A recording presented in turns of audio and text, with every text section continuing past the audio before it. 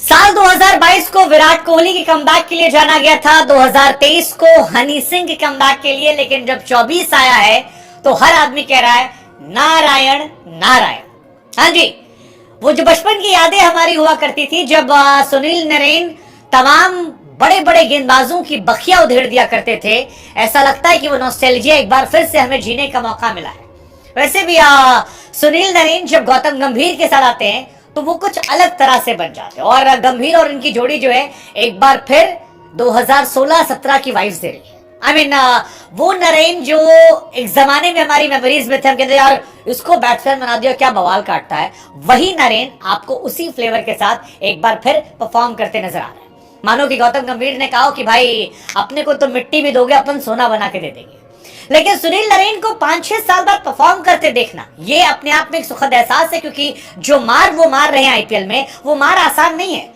RCB के सामने जब आए तो गौतम गंभीर की फेवरेट राइवलरी में 22 बॉल पर 47 रन ठोक दिए, लेकिन दिल्ली के सामने ऐसा लगा कि सारी भड़ास जो बीते 5-6 सालों में उनकी रह गई थी, कि उनको ओपनर के तौर पर हटा दिया गया, उनको बल्लेबाज के तौर पर प्रायोरिटी नहीं दी जा रही थी, और ये कहा जा रहा था कि नरेन खत्म हो गए, ये और रसल टीम पर बोझ हो गए, वो सारा फ्लेवर उन्होंने दिखाया 29 बॉलों पर 85 रन ठोक के। मतलब अलग लेवल की बल्लेबाजी यार, अलग लेवल की बल्लेबाजी। वैसे भी अगर आप आईपीएल में केकेआर का बेस्ट पावर प्ले देखेंगे तो आपको सुनील नरेन के इर्द गिर्द नजर आएगा। पहली बार जब आरसीबी के सामने 105 रन बने थे, again 2017 it was Sunil Narine. एक साइड से नरेन होते थे, एक साइड से बल्लेबाज चेंज होते रहते थे। उसके बाद केकेआर का जो बेस्ट निकल कर आया वो फिर गौतम गंभीर और सुनील नरेन।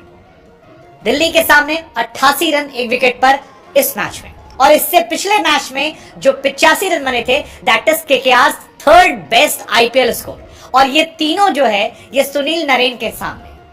सुनील नरेन जो इस वक्त केकेआर के हाईएस्ट रन गेटर बन गए। ईशांत शर्मा को तो मानो उन्होंने आज क्या ही कहा जाए, मतलब धागा खोल के रख दिया। जो मार मारी उन्होंने, वो बताया कि बाबू अब तुम्हारा हो गया, हमारा नहीं हुआ है, हम मारेंगे। हालांकि इसमें दोष ऋषभ पंत का भी है, क्योंकि ईशांत शर्मा की ओवर की चौथी बॉल जो थी उस पर अगर सही समय पर ऋषभ भाई ने डीआरएस ले लिया होता तो शायद ये नारायण नारायण ना देखने को मिलता। लेकिन ईशांत की वो गलती, ऋषभ की वो गलती ईशांत शर्मा पर भारी पड़ गई। पहले छक्का मारा, फिर छक्का मारा, फिर चौका मारा, विकेट लेने का मौका था। ऋषभ ने गलती की, देर से डीआरएस लिया। जब तक लिया तब तक अंपायर ने कहा कि अब हो गया, लेकिन सुनील नरेन ने कहा हमारा नहीं हुआ, तुमने गलती की, हमने थोड़ी ना की है, हम तो मारेंगे और लपेट लपेट के मारेंगे। और फिर छक्का मारा, फिर चौका मारा, और मार मार के धाक हो दिया। फिलहाल केकेआर के लिए वो हाईएस्ट रन स्कोरर है, और बचपन की मेमोरीज को हमारे दोबारा रिकॉल करवा रहे हैं जवानी के अंदर। 39 बॉल 85 रन, 7 चौके 7 छक्के, और आप कह सकते हैं कि लड़का कमाल है। 7 ओवर 3 गेंद में 104 run, I mean that's insane.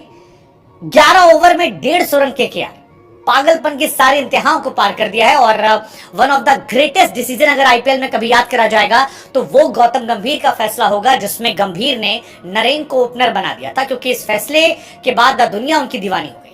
आप याद कीजिए, चौथा ओवर ईशांत शर्मा आते हैं, छक्का छक्का चौका, फिर वो एक रिव्यू वाला, फिर छक्का चौका। छठा ओवर आता है, पहली डॉट रसिक सलाम की, फिर चौका छक्का डॉट चौका चौका, और फिर 8वें ओवर में अक्षर पटेल आते हैं, उनके साथ भी यही होता है, चौका सिंगल छक्का सिंगल छक्का। आई मीन गौतम गंभीर का ये फैसला कमाल का रहा है, और गौतम और नरेन अपने आप में शानदार है, क्योंकि ये वही सुनील नरेन है जो बीते 4 सालों से 20 रन नहीं बना पा रहे थे ओपनर के तौर पर।